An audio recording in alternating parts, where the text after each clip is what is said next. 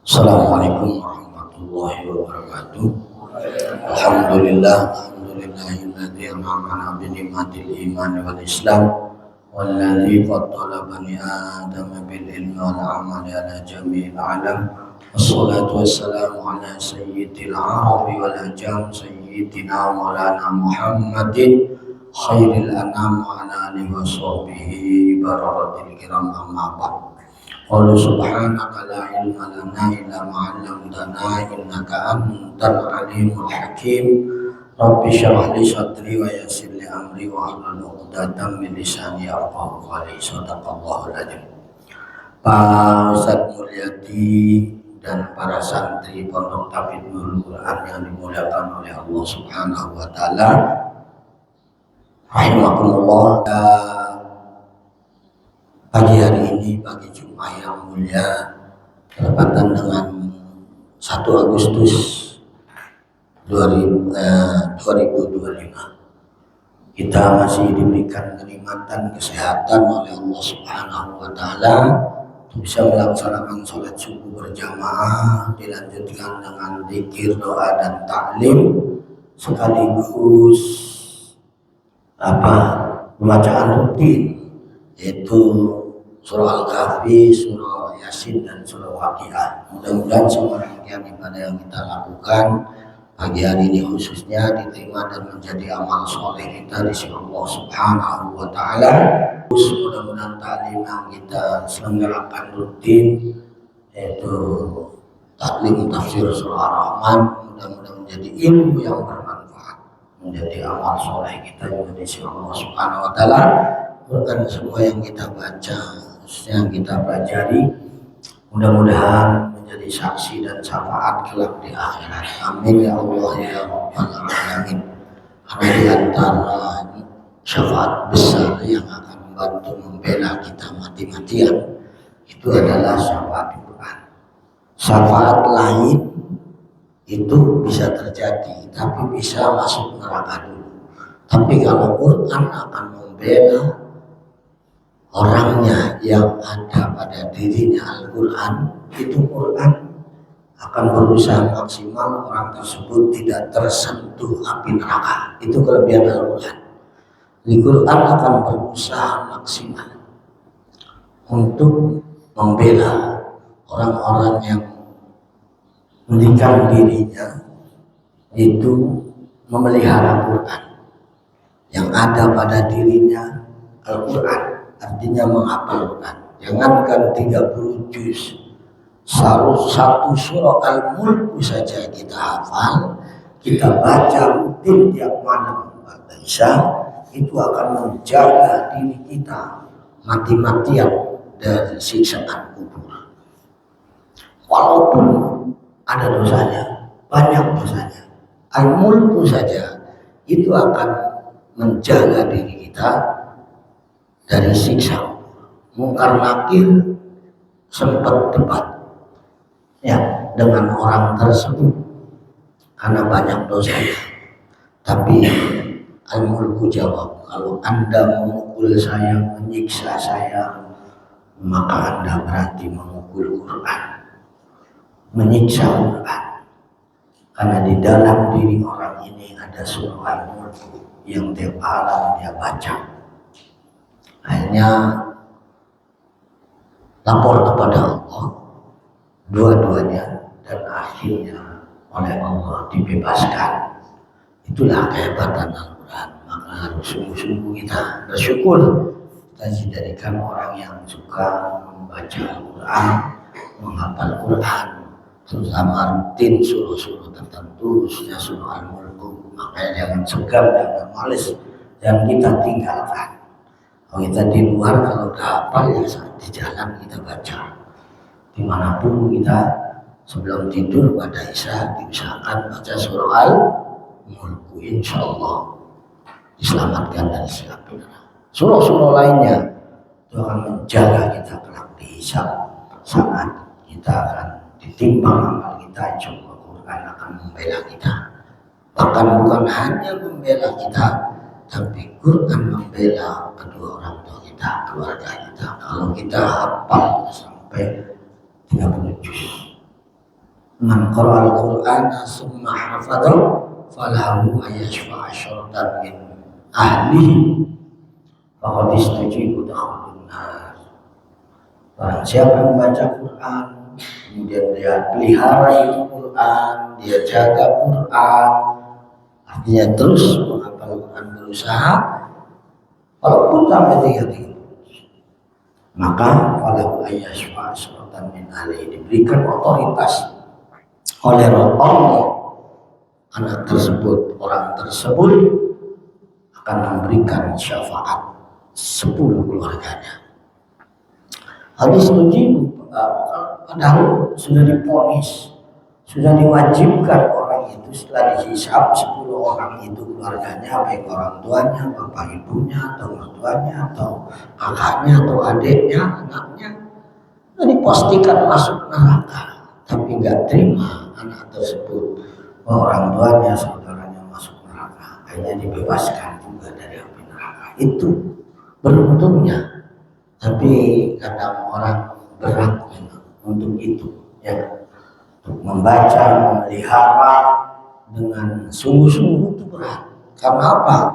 Tertinggi nilai di sisi Allah adalah orang yang bisa selamat dari api neraka.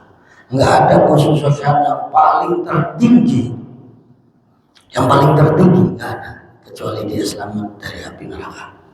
Jadi presiden, jadi DPR, jadi menteri, jadi gubernur, itu hebat di dunia, tapi belum menjamin selamat dari api neraka. Ayatnya adalah kullu nafsin dha'iqatul maut wa innama tuwaffawna ujurakum yawmal qiyamah faman zuhziha 'anil nari wa udkhilal jannata faqad faz wa mal hayatud dunya illa mata'ul ghurur.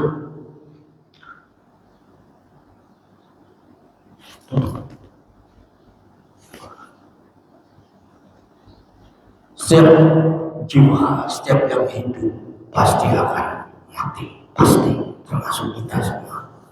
Ya, yang nggak mati, yang udah mati. Batu itu mati, nggak mati. Tapi yang hidup pasti mati, termasuk itu. Kenapa dikasih mati? Karena Allah ingin membalas perbuatan manusia, perbuatan kita dengan sempurna. Kalau kalian hari ini ngaji, itu nggak kelihatan pahalanya. Dalam sebuah hadis sebutkan seandainya taklam umat itu, ya, kalau seandainya pedagang tahu pahalanya orang ngaji, maka dia sementara tinggalkan dagangannya untuk ikut ngaji.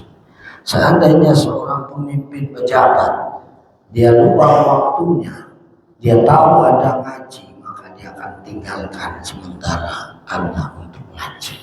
Itu ya, besarnya luar biasa, tapi berat sekali lagi, apalagi mondok. Ya, di antara dosa terbesar orang tua itu adalah tidak memberikan pengetahuan agama kepada anaknya. Bukan hanya musyrik, dosa besar. Dosa besar orang tua adalah tidak mendidik anaknya mengerti agama. Itu penting, ya. Kita bersyukur orang tua kita mendidik kita belajar Quran, belajar agama. Ini keuntungan terbesar. Walaupun bisa jadi presiden, menteri, DPR, wali kota, gubernur, itu pahalanya besar. Kalau dia baik, kalau dia soleh, dia bermanfaat untuk orang, tidak merugikan negara, tidak korupsi uang negara, dia bermanfaat untuk orang banyak, itu hebat. Tapi banyak kan tergoda dengan kehidupan itu. Maka pentinglah menjadi basic moral karakter agama untuk menjadi diri kita penjaga. Nah, salah satunya penjaga dari api neraka yang paling hebat adalah Quran. Kita akan dibalas secara sempurna. Kita sholat 2 rakaat lebih baik daripada dunia seisinya. Kalau seandainya orang tahu melihat dunia seisinya, maka orang akan tidak pernah tinggalkan sholat 2 rakaat ini minat duha, ayo minat dunia mafia. 2 rakaat duha saja lebih baik daripada dunia. Motor, mobil, kendaraan, pesawat itu nggak ada apa-apanya dengan dunia seisinya. Ya, Bill Gates orang paling terkaya tapi terhitung. Ya kan? Prayogo Pamestu kelompok 9 naga terkaya di Indonesia. Elon Musk terkaya sedunia, kekayaannya hampir mencapai 3.000 triliun. Kalau beli kerupuk itu kayak apa jumlahnya? Kalau beli cendol ini Bekasi tenggelam. Tapi masih terhitung. Kalau dunia seisinya, siapa yang bisa hitung? Ayo, siapa yang bisa hitung? Di Jakarta ada tanah harganya mencapai 300 juta per meter. 100 juta 300. Bayangin itu berapa Jakarta kalau dibeli. Siapa yang kuat beli Jakarta? Nggak ada. Tapi orang yang konsisten sholat 2 rakaat dia punya harta. Kalau diukur dengan dunia lebih baik daripada dunia seisi. Kalau dia sholat, kalau dia subuh setiap hari 2 rakaat sunnah, maka juga dia lebih baik daripada dunia seisinya. Artinya karena tidak terlihat, tidak sedikit orang yang meninggalkan. Kalau itu terlihat, maka dia akan kejar terus. Sama halnya kenapa orang pagi berangkat kerja pulang sore macet, lelah, kehujanan, kepanasan, dia lakonin tiap hari karena terlihat tiap bulannya ada gaji. Padahal sama. Kalau kita sholat 2 rakaat kemudian subuh, sholat 2 rakaat, apalagi sholat fardunya, apalagi ngajinya, itu orang akan ngejar karena itu pahalanya, nilainya di sisi Allah jauh lebih besar dari apa yang kita dapat. Apa yang kita miliki nggak ada apa-apa. Itulah pentingnya kita tahu belajar mengetahui ilmu. Nah, Quran ini istimewaannya seperti tadi salah. La fadla la afdola minal Quran. Afdolu syai'in al-Quran. La afdola minhu min dunillah. Paling utama-utamanya sesuatu itu adalah Quran. Paling utama-utamanya sesuatu nggak ada sesuatu di dunia ini yang lebih istimewa dari Quran selain Allah itu sendiri. Kecuali Allah, selain Allah itu Quran nomor urutan 1. Maka man maqaral Quran wa Allah. Siapa yang memuliakan, menghormati Quran, maka pasti dia berarti memuliakan Allah. Nah, barang siapa yang mengagungkan, memuliakan Allah, pasti akan dimuliakan oleh Allah. Itu pasti. Sering kami sampaikan, tapi tidak semua orang kuat, tidak semua orang ada di jalan itu. Maka konsistensi itu penting. Jangan takut. Sopo sing rawat Quran bakal dirawat Allah. Siapa yang menjaga Quran pasti dijaga oleh Allah. Karena itu punya Allah Subhanahu wa ta'ala. Kita baca, kita hafali, kita pelajari, dan kita amalkan. Insya Allah berkah dunia akhirat. A'udzubillahi minasyaitonirrajim. Kita akan lanjutkan ayat yang ke-28 sampai 29. Bismillahirrahmanirrahim. A'udzubillahi minasyaitonirrajim. Bismillahirrahmanirrahim. Wa bi ayyi ala'i rabbikuma tukadziban? Yas'aluhu man fis samawati wal ardi kullu yawmin huwa fi sya'n. Seperti biasa Allah tegur manusia dan jin. Nikmat mana lagi yang kalian dustakan? Mau kalian ingkari nikmat mana lagi? Sehingga kalian jauh dari saya, tidak bersyukur dari saya atau Allah. Mau apa lagi? Kita bisa bangun tidur dengan sehat itu anugerah. Tidak sedikit orang yang bangun tidur, mestinya dia bangun tapi tidak bangun. Ada kalanya karena sakit, ada kalanya karena stroke, tapi ada kalanya juga tidur tidak bangun lagi karena mati. Kita bersyukur. Pada saat kita mendengar azan atau ada yang bangunin, mestinya kita bersyukur segera karena kita masih bisa mendengar, kita masih bisa melihat. Ya. Bayangin kalau tidur terus nggak melek, bayangin. Ya. Ayo bangun. 5 dimerankan sama Allah. Coba bayangin, bangun di bangunan melek cepat. Alhamdulillahilladzi ahyana ba'da ma amatana wa ilaihi nusyur. Subhanallah walhamdulillah wa la ilaha illallah wallahu akbar wa la haula wa la quwwata illa billahil aliyyil azim. Cepat ke kamar mandi, baca itu dulu, duduk sejenak. Ya kan?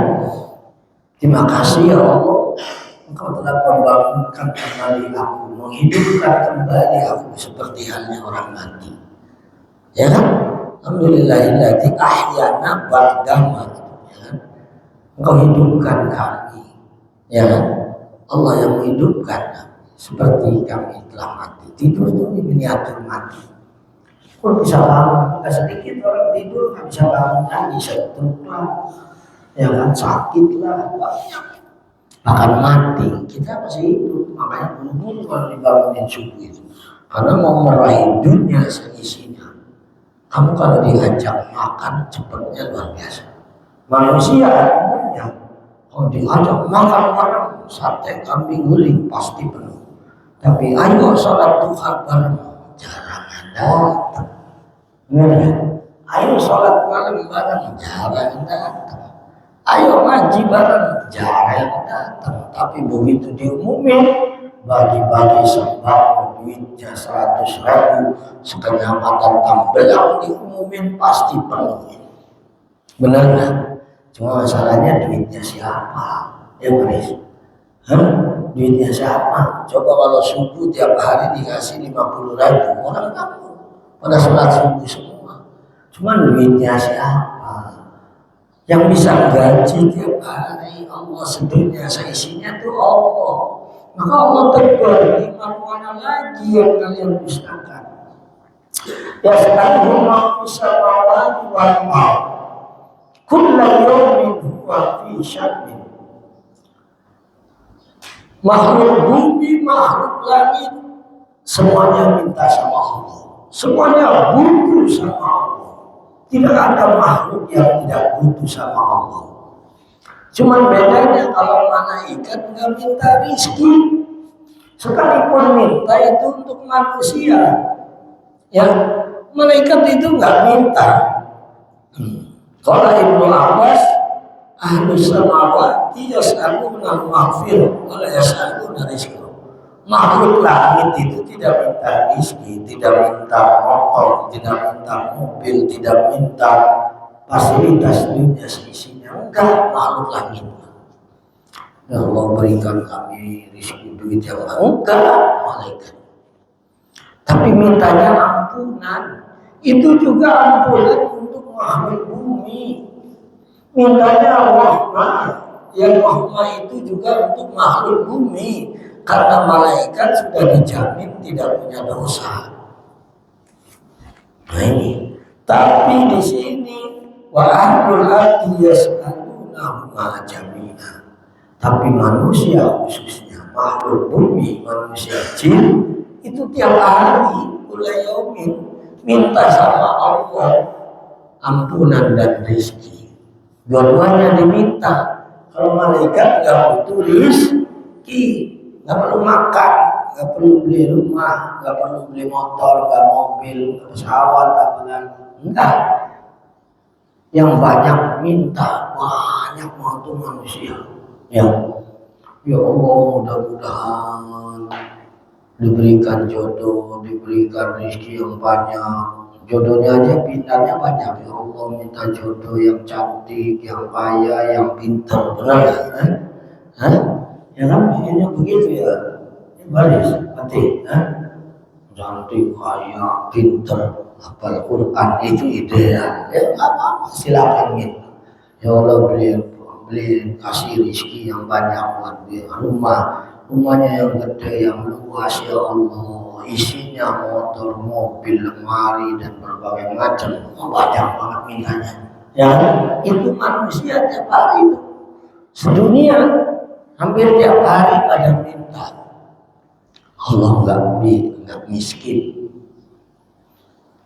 Seandainya manusia semua minta dan Allah berikan apa yang diminta, mana kosong min mulki, tidak sedikit pun akan berkurang dari apa yang aku miliki. Enggak, Allah itu nggak bakalan kurang. Kalau Allah beri, makanya minta sama Allah. Kalau minta sama manusia, apalagi rebutan mintanya barang, pasti ada yang nggak kebagian. Kalau dikasih semua, pasti makin berkurang manusia.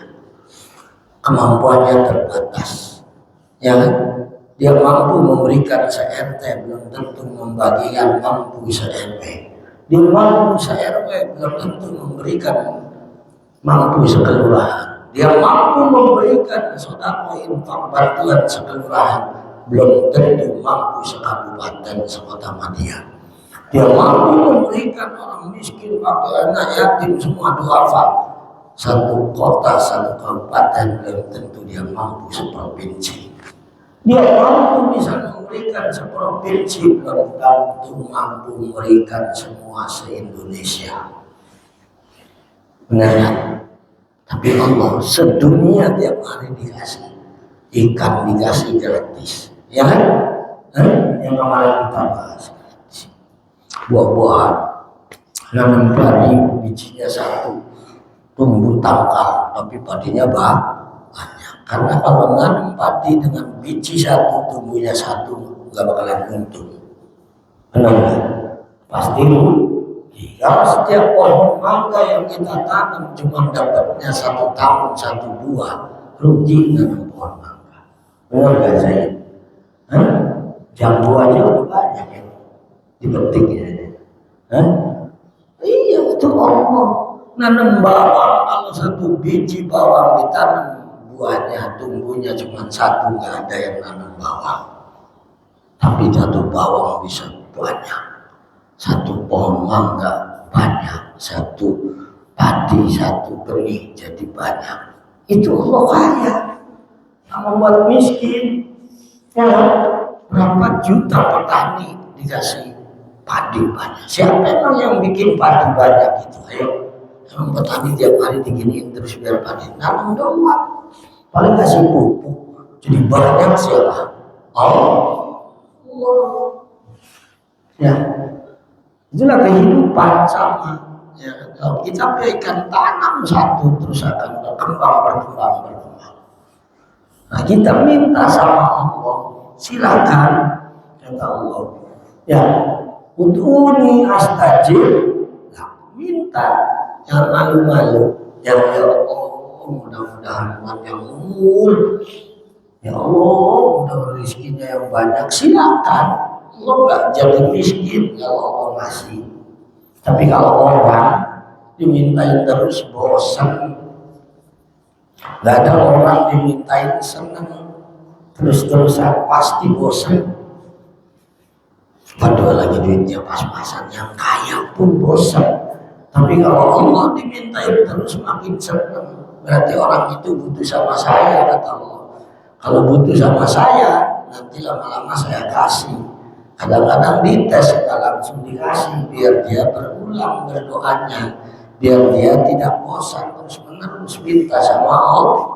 Ntar juga dikasih, ya terus-terusan, harus terus-terusan. Nanti dikasih, ini jangan minta 1 hari langsung minta kaya raya. Baru doa sholat duha 2 rakaat, udah gitu rakaatnya juga pendek, surahnya Al-Kafirun nama Al-Ikhlas. Mintanya mobil 5, motor 10. Oh enak banget, baru sholat duha sehari berhenti minta kaya. Ya jangan terus saja.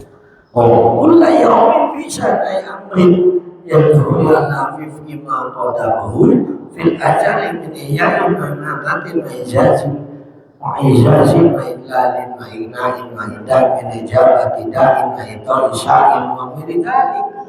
Jadi Allah itu mewujudkan sesuatu apa yang dikehendakinya itu sesuai dengan alam azali sana, sudah ditentukan. Minta umur panjang, minta mati husnul khatimah, minta menjadi orang yang mulia, bisa menjadi orang yang jauh dihinakan. Ada orang hidupnya dihinakan, itu udah ketentuan Allah. Ada orang yang hidupnya dimuliakan, ada orang yang diberikan hidup kaya, ada orang diberikan hidup miskin, ada orang yang doanya gampang dikabul. Ya, itu hak Allah. Tapi kita tugasnya adalah minta. Yas'alu man fis samawati wal ardh. Minta kepada Allah makhluk yang di langit dan di bumi. Kullu yaumin, setiap hari. Bayangin di Masjidil Haram semua berdoa semua dari berbagai negara, jutaan orang tiap hari. Biasa di masjid apa? Istiqlal, di masjid Madinah, di masjid termasuk Nurul Quran, pada doa ya Allah, ya Allah.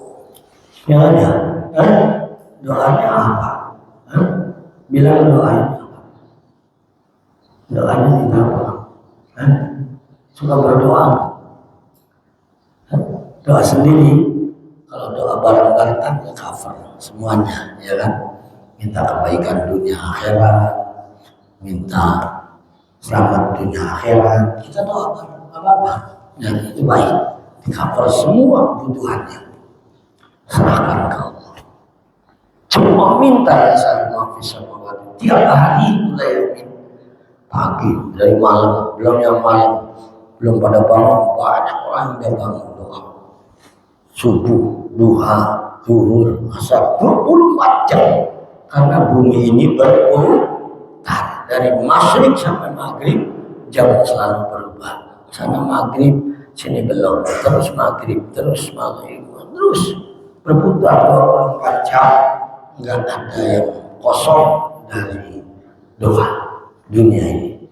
Karena tadi sini sholatnya udah bubar, ini baru mulai wilayah tengah terus sampai wilayah barat, nggak selesai 24 jam minta sama Allah. Allah nggak pernah tidur, nggak pernah ngantuk. Allah maha mendengar dan maha mengetahui. Jadi harus yakin. Makanya kalau kita serius, waduh, doa begitu serius dong. Innallaha la yaghfiru du'a min qalbil ghafil, kata Nabi. Doa itu salah satu syarat yang diterima oleh Allah fokus. Karena Allah tidak akan pernah terima doa hambanya yang enggak fokus, hatinya enggak fokus, pikirannya. Apalagi doa sambil ngantuk, sambil doa, ya kan harus fokus yang kita ucapkan, kita artikan. Ya Allah, kalau bahasa Arab, kalau bahasa Indonesia silakan, kalau bahasa Inggris silakan, bahasa Sunda silakan, bahasa Batak silakan. Allah ngerti. Aing ya Allah, nuhun ya Allah, dunia ya Allah, aing nuhun. Waduh, pakai aing bahasanya, ngerti. Ya, Allah ngerti bahasa Sunda, bahasa Jawa, bahasa silakan. Tapi yang fokus. Karena tadi kata Nabi, Allah yang paling doa min qalbil ghafil. Makanya lagi amin serius. Itu artinya istajib. Ya Allah, kabulkan ya Allah, ijabah ya Allah, ijabah ya Allah. Banyak, ada 20 lebih ijabah ya Allah, ijabah ya Allah. Akhirnya Allah malu sama Fadil ini serius banget doanya, ya kan? Dia pengen minta apa Fadil? Dalam hadis qudsi lain sebutkan Allah malu terhadap hambanya. Kalau tiap hari dia begini mengangkat tangannya berdoa kepada aku tidak kabulkan, aku malu. Ya, jadi doa itu nggak instan, terus saja satu-satu. Kamu minta nanti dari sekarang, nanti diwujudkannya nanti. Sekarang minta ilmu manfaat, minta dibukakan hati dan pikiran kita untuk gampang belajar, ya kan?